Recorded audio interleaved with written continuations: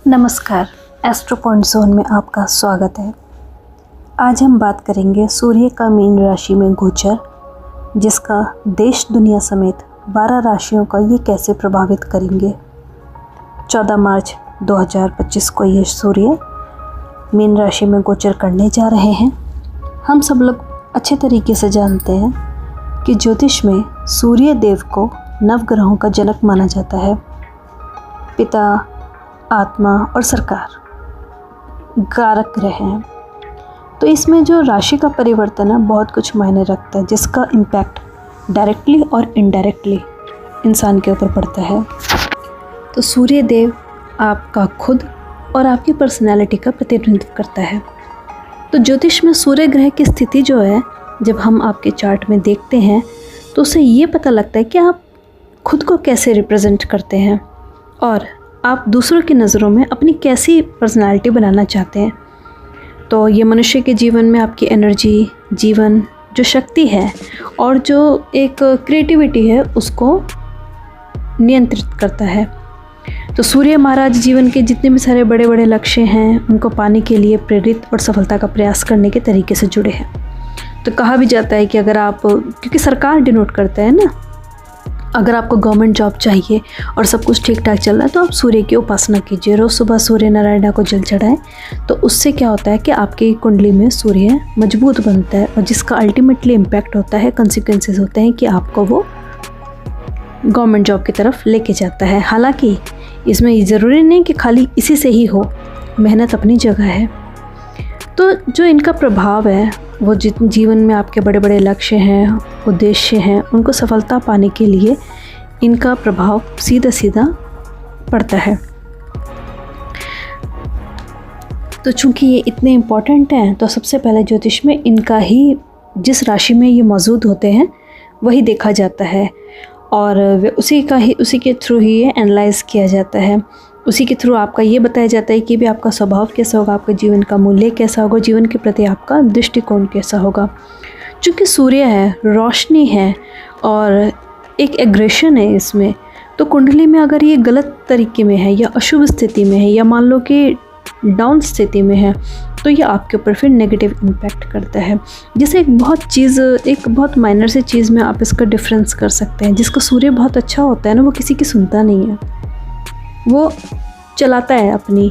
लेकिन अगर मान लो सूर्य उसका अच्छा नहीं है तो वही ये चीज़ उसका ज़िद्दी स्वभाव हो जाएगा। जिसका सूर्य अच्छा है उसको पता है कि उसको क्या करना है और क्या नहीं करना है, लेकिन जिसका अच्छा नहीं है और वो अपनी ही चलाता है तो इसका मतलब उसका स्वभाव फिर बहुत ज़िद्दी है। वो फिर सूर्य गलत उसमें बैठा हुआ है उनके। और अगर बॉडी के उसमें देखा जाए तो आपके को गंजापन भी हो सकता है, सिर दर्द हो सकता है, नज़र आपकी कमज़ोर हो सकती है, हड्डियों और जो आपका हार्ट है और ब्लड से रिलेटेड जितनी भी सारी इश्यूज़ होते हैं वो सूर्य के कारण ही होते हैं। अगर सूर्यदेव आपकी कुंडली में दुर्बल है तो हो सकता है कि आपके पिता के साथ संबंधों में उतार चढ़ाव रहता है, नहीं जमता है मामला अपने पिता के साथ। कमज़ोर सूर्य रहता है तो फिर स्टेमिना का भी इशू आता है और आपके आत्मसम्मान में बहुत कमी होती है। आत्मसम्मान में कमी होगी, कॉन्फिडेंस नहीं होगा तो आप डिसीज़न नहीं ले पाएंगे। और अगर बहुत ही ज़्यादा अच्छी स्थिति में होगा, बहुत ही ज़्यादा मजबूत स्थिति में होगा तो जो आदमी है वो जो भी है, मैन या विमेन व्हाटएवर, जातक है, वो बहुत ज़्यादा आक्रामक हो सकते हैं। तो चलिए इन बातों को मैं यहीं पे विराम देती हूँ। बात करते हैं हम इनके गोचर की। 14 मार्च को 6:32 पर शाम को मीन राशि में गोचर कर जाएंगे। और जो मीन राशि जो है वो एक जल तत्व की राशि है, ठीक है ना, वाटरी राशि है। और जो मीन राशि है वो एक इमोशनल है, वाटर इज़ इमोशन और सूर्य एक अलग चीज़ है। तो ऐसे में दो अलग अलग जो है एक एनर्जी है, उसमें आपको शानदार परिणाम मिलेंगे। चलिए बात करते हैं कि 12 राशियों पर ये कैसे कैसे इम्पैक्ट करेगा। जब सूर्य मीन राशि के अंदर गोचर करेगा तो वो किस तरीके का करेगा। तो जनरली क्या होता है ना, सूर्य मीन राशि में गोचर ऐसे जातकों का प्रतिनिधित्व करेगा जो सहज है, दयालु हैं और सपने की दुनिया में खोए रहते हैं। तो जो कुंडली में अगर सूर्य मीन राशि में मौजूदगी है तो जो जातक है वो बहुत ज़्यादा भावुक और संवेदनशील होता है और दूसरों की केयर करने वाला होता है, दर्द समझेगा, एक दूसरे को मतलब बहुत नेक दिल रहता है और ऐसे करियर का चुनाव करते हैं जो सर्विस से जुड़ा हो। क्रिएटिव रहते हैं, अपने सपने में खोए रहते हैं और बहुत रचनात्मक होते हैं। तो विजुअल आर्ट्स है या म्यूज़िक है जिसमें आपको टाइम चाहिए, क्रिएटिविटी चाहिए, या लिखने का काम है, उन सब के कामों में अगर इस तरीके का पर्सन जाता है तो उसको सफलता मिलती है। अब जैसे जो सपना देख रहा है, सपना देखेगा तो कोई ना कोई वो कहानी बनाएगा तो वो उसको सच होने की कोशिश करेगा, हालांकि नहीं होती है, सच हमेशा तो नहीं है जो सपना आपने देखा हो वो सच हो, निराशा होगी। लेकिन अगर वो इस तरीके का प्रोफेशन करता है जहाँ पर एक फ़िक्शन लिखने का है तो वो उसमें बहुत सफलता मिल सकती है। चूँकि हमारी जो मीन राशि है वो एक जल तत्व की राशि है और इस राशि में सूर्य अगर सूर्य प्रेजेंट है तो वो बहुत ज़्यादा दयालु होता है, भावनाओं को अच्छी तरीके से समझ सकता है। जो हीलर होते हैं ना, आप समझते हैं ना, हीलर क्या होते हैं, जो दूसरे की भावनाओं को समझते हैं। तो उस तरीके का प्रोफेशन भी इन लोगों के लिए बहुत अच्छा होता है। विनम्र रहेंगे और संवेदनशील रहेंगे, किसी भी तरीके का लड़ाई झगड़ा नहीं होगा। तो बहुत कूल टाइप के बंदे रहते हैं ये, तो अपनी बातों पर अडिग रहते हैं लेकिन उतना नहीं रहते हैं, सिचुएशन के हिसाब से ये मूव कर जाते हैं। खैर, अपने आप को आसानी से प्रभावित कर लेते हैं और दूसरे भी इन लोगों से बहुत जल्दी प्रभावित हो जाते हैं। अब जब इतने संवेदनशील हैं, किसी कैसी पंगे में फंस जाते हैं तो फिर क्या करें? तो फिर वो क्या करते हैं कि उन्हें परिस्थितियों को वो टालना पसंद करते हैं। अपने जो पार्टनर होते हैं उनके साथ ये बहुत ही ज़्यादा लॉयल होते हैं और बहुत प्यार करने वाले होते हैं। विनम्र है, सौम्य स्वभाव है, दूसरों के साथ घुलने मिलने में भी सहायता करता है। हालांकि इन्हें एक ऐसे इंसान की जीवन में ज़रूरत होती है जो इनको समझ सके और इनका साथ दे सके। चलिए अब हम बात करते हैं कि सूर्य का जो मीन राशि में गोचर है और किन किन राशियों को इनके शुभ परिणाम मिलने वाले हैं। पहले हम बात करेंगे वृषभ राशि की, डेट इज टॉरस।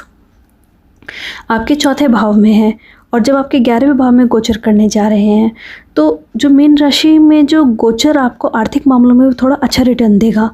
जीवन में ज़्यादा से ज़्यादा आर्थिक लाभ पाने की राह में आपका मार्गदर्शन करेगा।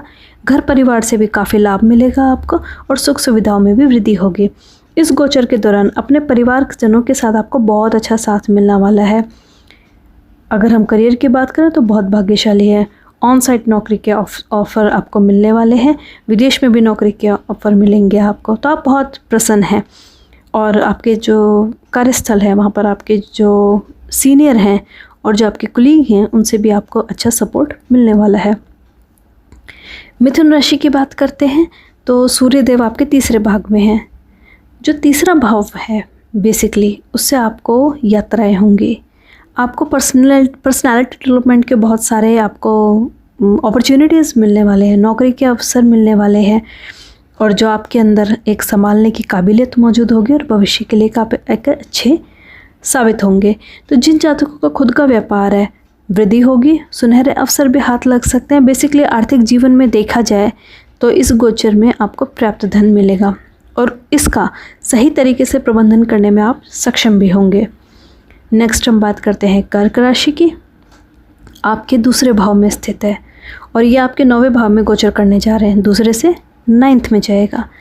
तो आपका जीवन को जो सौभाग्य लेके आएगा, आपको पॉजिटिव रहेगा। आपको अपने पिता का हर कदम पर सहयोग मिलेगा जो कि आपके लिए फलदायी है। पिता 9वें घर को, मतलब 9वां घर जो है हमारा, वो पिता को ही डिनोट करता है। करियर की बात करें तो मीन राशि में गोचर की अवधि में आपको नौकरी में बहुत सारे पॉजिटिव चीज़ मिलेंगे, आपको प्रमोशन के भी चांसेस हैं। खुद का अगर आपका व्यापार है और अगर आउटसोर्सिंग है तो आपका लाभ होने वाला है। आर्थिक लिहाज से सूर्य का गोचर आपके लिए बहुत अच्छा कहा जाएगा क्योंकि आप धन कमाने के साथ साथ आपकी बचत के भी काफ़ी रास्ते खुलेंगे। नेक्स्ट हम बात करते हैं वृश्चिक राशि की। जो वृश्चिक राशि है आपके 10वें भाव का स्वामी है और गोचर करके वो 5वें भाग में जा रहा है, तो सारा ध्यान अपने काम पर केंद्रित करेंगे। 10वां घर आप जानते हैं ना, नौकरी, पेशा, प्रोफेशन, इन सब से रिलेटेड होता है। तो आपके कुछ महत्वपूर्ण, जो आपका सारा काम जो है वो आपका सेंट्रल पॉइंट उस पे ही रहेगा। कुछ महत्वपूर्ण विषयों के बारे में भी आप उत्सुक नज़र आ सकते हैं। पेशेवर जीवन की बात करें तो सूर्य के गोचर जातकों का IQ बहुत बेहतर होता है। आपके कार्य करने की जो एक कैपेबिलिटी है उसमें बहुत सुधार होने वाला है। अच्छे से काम करने में आप सक्षम होंगे। व्यापार है तो न्यू अवसर लेके आने वाला है। जातकों के लिए जिनका संबंध जो है सट्टेबाजी से है तो उनके लिए भी अच्छे अवसर लेके आने वाला है। सूर्य का गोचर आप लोगों के लिए बहुत बढ़िया है। बात करते हैं धनु राशि की, तो आपकी कुंडली में सूर्यदेव 9वें भाव के स्वामी हैं और आपके 4th में जा रहा है। 4th जानते हैं ना आप, आपकी मदर, आपका घर, तो कुल मिला के आपके परिवार सदस्य के आप बहुत सारा टाइम स्पेंड करेंगे। मांगलिक कार्य भी होगा, यात्राएं करनी पड़ सकती है और आपकी आर्थिक स्थिति बहुत मजबूत रहने वाली है। स्वयं का व्यापार है तो आपका प्रदर्शन बेहतर होगा। फैमिली बिजनेस में भी आप हाथ बटा सकते हैं और आउटसोर्सिंग का बिजनेस है तो आपका बहुत ही अच्छा रहेगा। आपके जीवन में एक अच्छी आर्थिक स्थिति और कुछ बड़ी खरीदारी कर सकते हैं या किसी दूसरे के लिए आप कुछ खरीदार कर सकते हैं। अब हम बात करेंगे, ये तो था जिनका सीधा सीधा इम्पैक्ट कर रहा है अच्छी उसमें, लेकिन कुछ ऐसी चीज़ें हैं जिनका, कुछ ऐसी राशियां भी हैं जिनको वो थोड़ा रुक कर या जिसका थोड़ा सा सावधान रहने की ज़रूरत है। अब हम बात करते हैं उन राशियों की। इनमें सबसे पहली राशि है मीन। पहले भाव के स्वामी है और आपके 9वें भाव में गोचर करने जा रहे हैं। 9th father. तो आप जो है अपने कार्यों में सफलता पाने के लिए थोड़ा सावधानी पूर्वक करें और स्ट्रैटेजी बना के चलें। स्ट्रैटेजी बनाएंगे तो सही रहेगा क्योंकि आपके ऊपर काम आने वाला है, जिम्मेदारियां बढ़ने वाली हैं, आप बिज़ी रहने वाले हैं। कंपनी में लाभ और हानि दोनों हो सकता है, लेकिन हानि के चांसेस ज़्यादा हैं, अचानक हानि के चांसेस ज़्यादा हैं। तो पूरा प्रॉपर स्ट्रैटेजी देखिए, फुल प्रूफ प्लान बना के तभी अंदर जाएं आप। कन्या राशि की बात करें तो आपके 12वें भाव के स्वामी हैं। वर्तमान में आपको 7वें भाव में गोचर करने जा रहे हैं। आपका डिस्प्यूट हो सकता है। 7th जो होता है ना, वो पार्टनर वगैरह का होता है, सहकर्मियों के साथ, कुलीग के साथ, तो डिस्प्यूट हो सकता है। आपको हो सकता है कि आपकी नौकरी में किसी तरीके का चेंजेस आए या ये भी हो सकता है ट्रांसफ़र हो जाए और आपको पसंद ना आए।